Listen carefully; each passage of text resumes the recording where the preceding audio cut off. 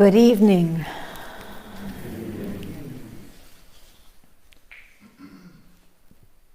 Thank you for being here on Bosatsu Mountain and online throughout the 10 directions. Obon is the most important ceremony of the year. It's always a complex undertaking to carry out this beautiful tradition. But this year, we had to take into account the safest way to do so during the worsening pandemic. We didn't have the usual Sangha volunteers come early to help with preparations.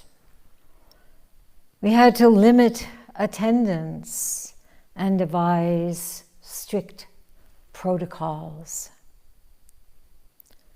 So first, I want to bow in gratitude to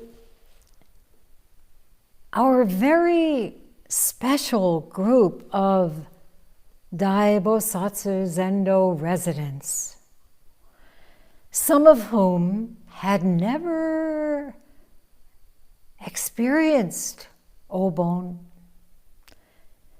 And I want to acknowledge the students who came from Hoenji and New York Zendo, who joined in to make one vibrant preparation team. Your diligent practice, cohesive energy, and hard work have made and are making this possible. And I want to thank each and every person here for your sincere participation. Last year, when the monastery and the temples were closed, we devised a way to offer this sacred ceremony simultaneously at DBZ and Hoenji in Syracuse with residents only, making a video for our threefold Sangha. In the early part of 2021, a local provider connected DBZ with the internet. We're fortunate to have filmmaker Myogen Connor Keenan here for Obon, with the online help of several Sangha members. So this year, everyone can be together, everywhere. I've come to see that the internet is far more powerful than the technology that created it. It's a manifestation of what in Buddhism is known as Indra's net, the cosmic web of interbeing. At each intersection of this limitless web is a jewel, and each facet of every jewel reflects the others infinitely. Each jewel is the one mind of Dai Bosatsu, great Bodhisattva. Namu Dai Bosa. These jewels are here, in this room, in the rooms of everyone on Zoom. You.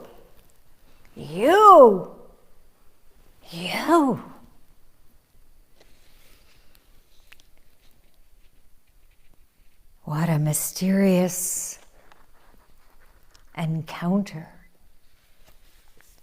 Not just with each other, but with all beings throughout space and time. All Buddhas and Bodhisattvas, all enlightened ancestors, all protecting deities of the spiritual mountain and sacred lake, as Soen Roshi's calligraphy to the right of the Dharma Hall altar proclaims. Spiritual mountain, sacred water. We have chanted Dai Sagaki in the beautiful format special to Obon. This Dharani comes to us from esoteric Buddhism. The sacred syllables cannot be understood with the discursive intellect, the rational mind. In fact, many parts cannot be translated. As Edo Roshi wrote in his notes on Dai Sagaki, these sections are Shingon, cosmic language. He wrote, they do not have an intelligible meaning in any human tongue. But if chanted with sincerity and deep concern, they constitute an offering from one's own heart, the charitable giving of energy which transcends names, identities, fixed concepts, and the real meaning is revealed by our actions.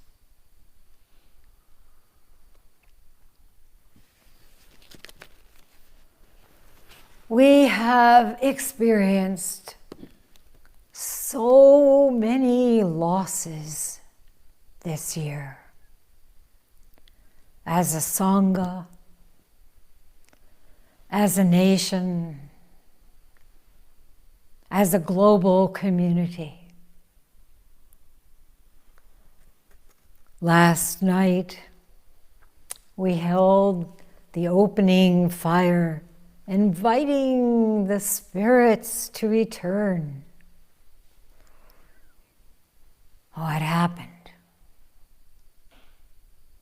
Clouds gathered.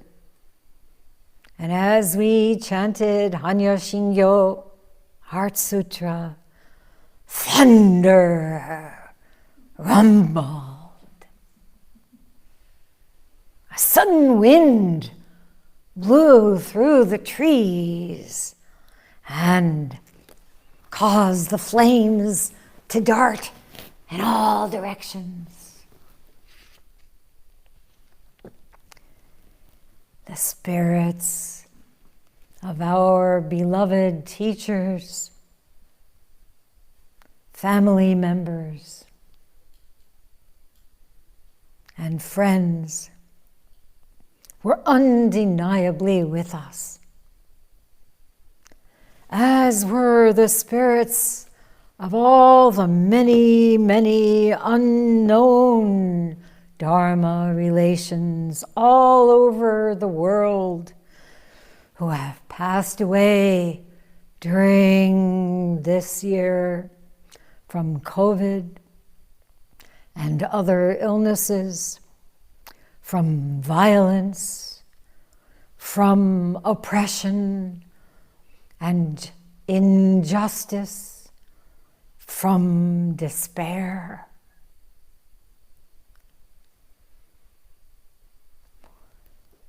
And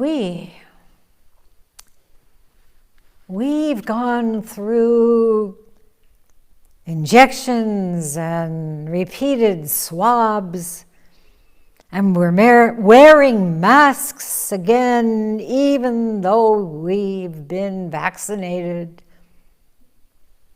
It's downright suffocating to do a long ceremony masked, right? Yet,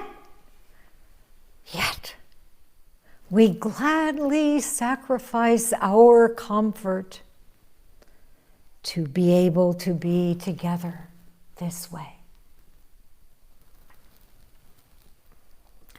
Choshu, Joseph Buchsbaum, a member of our pandemic working group, sent in an email these words: with yesterday's news that only 28% of young Black New Yorkers are fully vaccinated, reflecting deep distrust after 400 years of inequality, I feel it is even more important for us to fully commit to take these steps to protect others,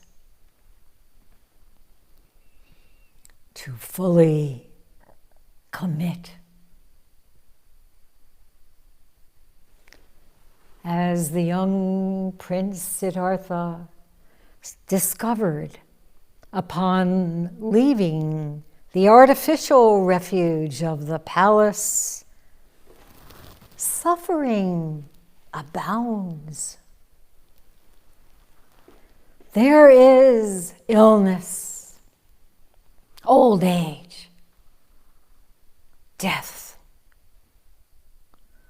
This piercing recognition of dukkha inspired him to sit down with firm resolve not to get up again until he fully realized fundamental truth.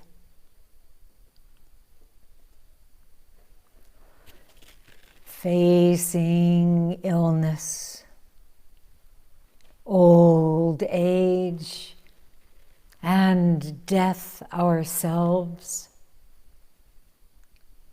we are encouraged to investigate, just as he did, the great matter of life, death,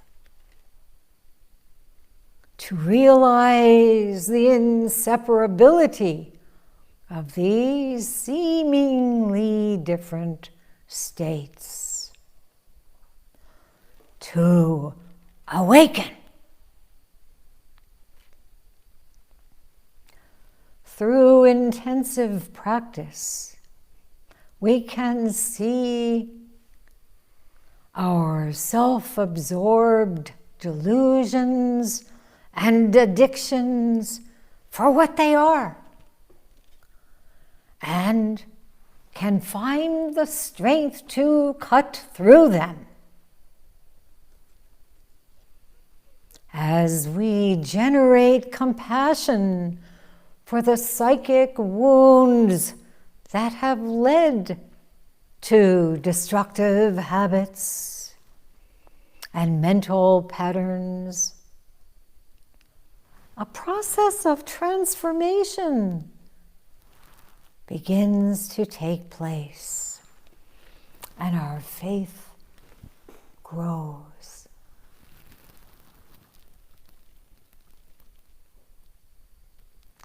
And faith in our practice is essential.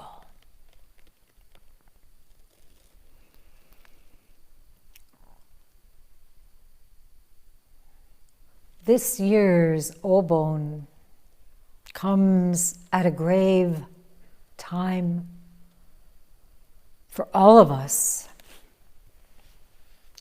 not only in this room, not only on Zoom screens, but all of us, all beings in the 6 realms, the devas, benevolent deities, the asuras, the warrior deities, humans, animals, hungry ghosts, and the denizens of hell. Due to our fortunate karma, we have been born in human form.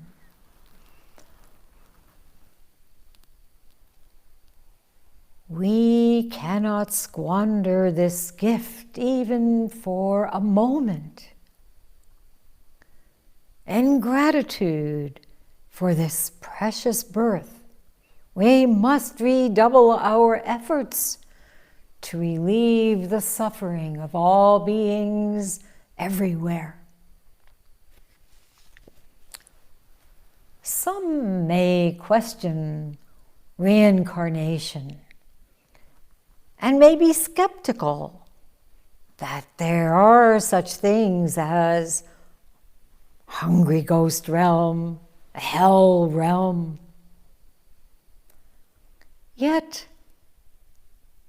the hungry ghost condition, suffering insatiable hunger and thirst, never feeling satisfied, always needing more.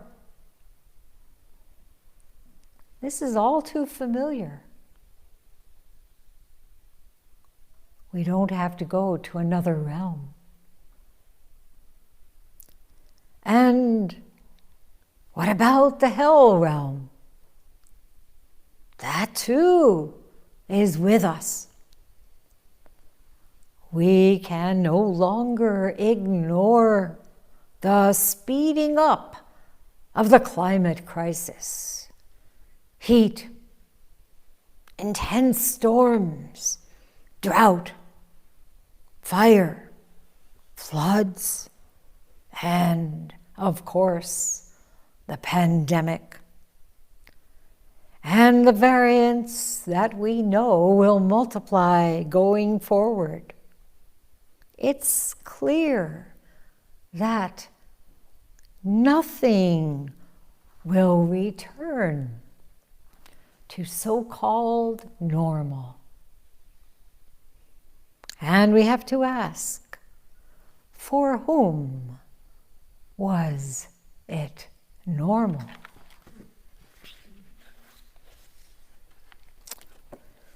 In this pandemic era, in this era of environmental devastation, of continuing racism and economic inequity, how do we actualize our vows as bodhisattvas? We have to turn to the basics of our practice. Tisarana, the threefold refuge. We go to the Buddha, to the Dharma, to the Sangha for refuge. Here at Bosatsu Zendo, we provide refuge from the storm, as Bob Dylan sang. But what is the storm? What is the refuge? Not merely some physical place, beautiful mountain, lake, buildings, but the cultivation of a practice that offers a true refuge, whatever the weather, for all beings.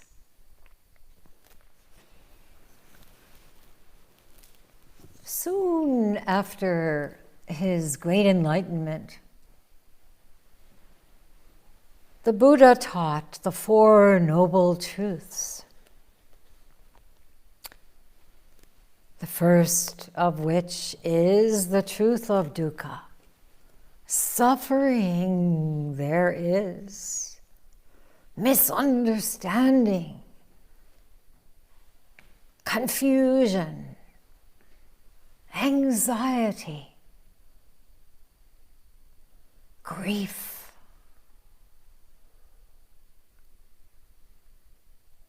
Second noble truth, the origin of dukkha. Seeing the way our habitual clinging and aversion, our greed, anger, and ignorance keep us bound and miserable, affecting everyone around us. Third noble truth, cessation. Stop.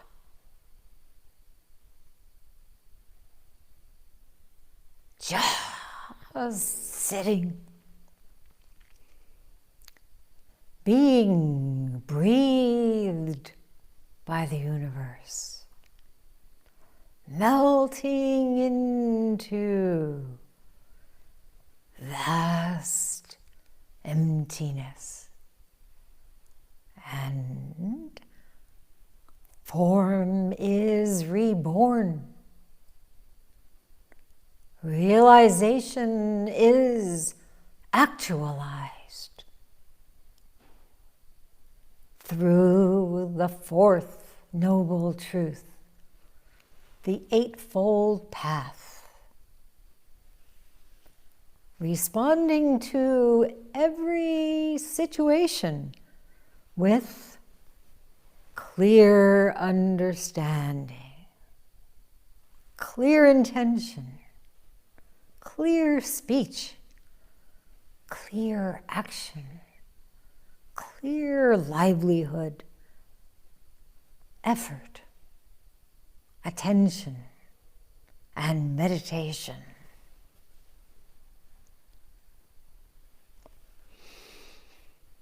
These truths, which the Buddha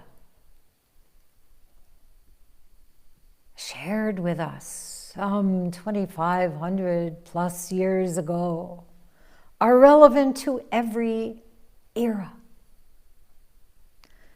They require an ever-present awareness because causes and conditions are always changing. So let us meet our current and future challenges with renewed vigor, with awakened mind, and compassionate heart. The magical encounter of Obon invites us to go beyond our limited rational mind, to strip away the veils of our usual distracted thinking, to reveal the fundamental reality of every phenomenon that vividly presents itself to the clear mirror mind. A master of old said, "Spread out, it stretches through the entire Dharma Dhatu. Gathered in, there is not even a single thread."